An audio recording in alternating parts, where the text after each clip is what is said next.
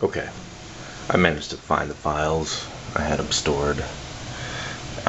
First one we're going to take a look at here is the Jetpack folder. Bring that out full screen. Here you can see the side. We're going to spin it around. This is a 3D model of a jetpack from a video game, Halo Reach. And I could mouse click on this 3D model, spin it around any way I want. Upside down, 360 degrees, yaw, pitch, roll, any way I want to. Zoom into it, zoom out of it, take a look at it. And what this program does is it takes that file from the game and breaks it down into its original 3D design. And then separates them into individual pieces. And if we take a look, if we zoom in on it here, you can see how each one has its own separate block. Okay, each one of those has been broken down into an individual piece. And I think if we do this here, you can get inside of it and you can see the reverse. Each and every little part of this entire model has been broken down into an individual part, and that part has been numbered. And over here we can see how the computer lays it all out into a giant puzzle of individual pieces. And these pieces are then labeled, set into a grid format with a number, and then each one of those numbers, each one of those individual pieces is assigned another number. Now each of these numbers match up to another piece. Let's see if I can zoom in close here. I don't know if the camera will get it, but we're looking at here 2038, and it's got a straight dotted line and then a broken dotted line with dots and dashes. See this dot and dash line here. Now that means that it's going to be a fold that goes down from the paper, and this means it's a fold that's going to go up. So basically you're going to get an X-Acto knife and a board, and you're going to cut out all of these individual little pieces, and then you're going to fold those tabs. You can see here, that's a tab. After you cut it out of the paper, you're going to have a little tab here. You're going to take that tab and bend it down. You're going to take this tab and bend it up, and then you're going to glue the other pieces onto it. It gets pretty crazy. It's pretty intense. It's like a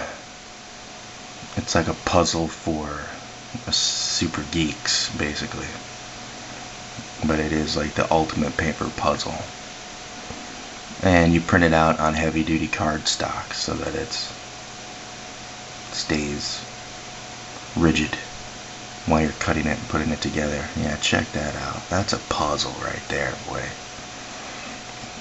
And once it's all cut out, it'll lead to this. You can actually build that to scale. There's a scaler in here where you can go in and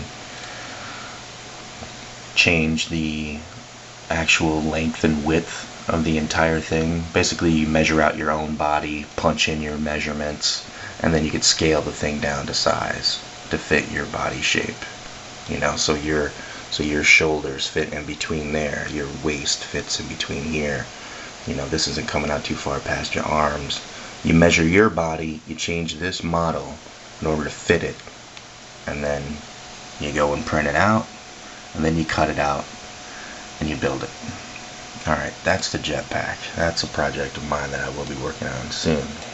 Right now, what we do have is the helmet.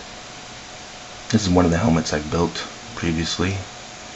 Right now it's just a black and white model basically. All the lines are rimmed out. But if we go over here, I could set materials to face. And now we have a 3D color model of the helmet. You zoom into that and you could get up inside of it, see everything that's in there, all the individual pieces and parts. You get really close and see how each one of those parts folds over into the next. You take that whole model and spin it around. Take a look at each and every part of it. And we also have the entire print set for it over here. Each individual piece has been, once again, broken down and put onto a sheet of 8.5 by 11 paper. All the tabs have been placed on it. It's been given a number. In order to look at those numbers, you'd never print it out in color like this. It'd just destroy all your ink. But you could see the tabs where everything fits together. Right here. See this triangle tab, this tab here, this tab here. If we turn off the color, you should be able to get in and get a number. Unless these have not been set to get numbers yet. But you can see the individual pieces. Like if we take a look at this piece here, you can see that it's there. It's that piece. So this piece here ends up being that piece of the helmet there. That's how the program breaks down the model. Just cuts it up into pieces, assigns it a number, you print it out on paper, you cut it out, and then you build it. So that's that part. It's a pretty funky ass program. I love it. Any armor that you could think of from any game or any movie, somebody's probably built a file for it. I can do that, but I need the actual code from the game. So it's got to be something new, because the guys that are using all these 3D modeling stuff, it's basically lately. You know, I'm not going to be able to go into a game from 20 years ago and do it, because the filing and the coding is totally different. But nowadays it's a lot easier to do. So there's that. This helmet right here I'm showing you specifically because this is one of the models I built before, and I'm redoing a third prototype that's out in the garage.